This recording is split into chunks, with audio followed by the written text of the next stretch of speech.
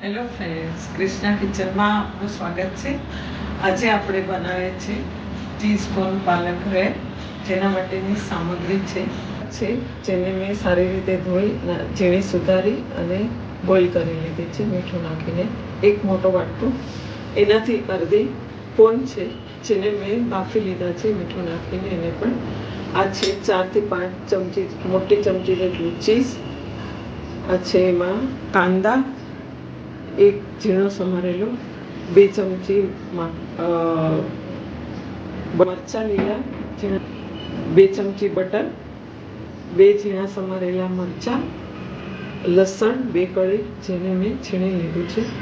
આ છે મેંદો 2 મોટી ચમચી, મીઠું 1 ચમચી અને 1 વાટકી દૂધ.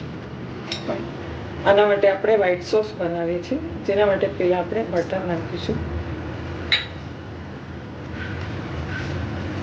થોડું પીગળે પછી આપણે એમાં લસણ નાખીએ છીએ.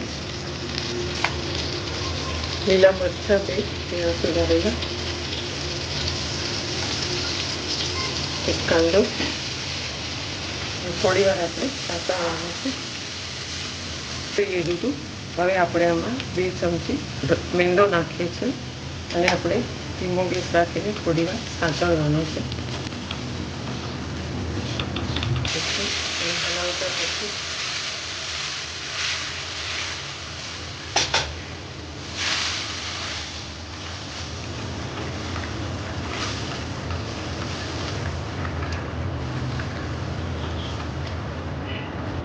આપણે આમાં થોડો ઓરેગાનો નાખીએ છીએ.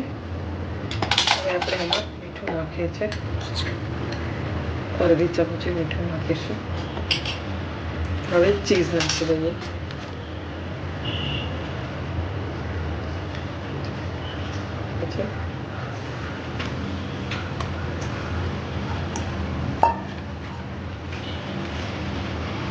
મિક્સ કરવાનું છે.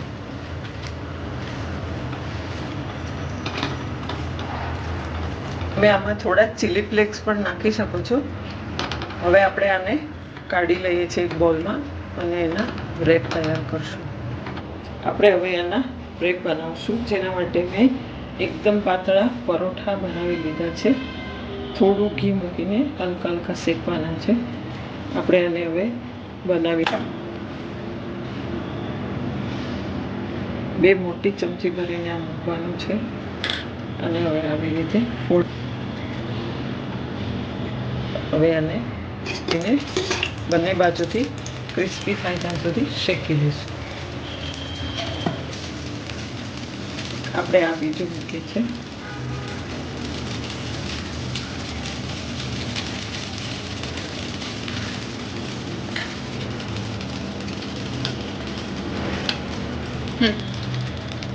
અને પણ આપણે 2 મોટા છે આપણે શેકવાનું છે.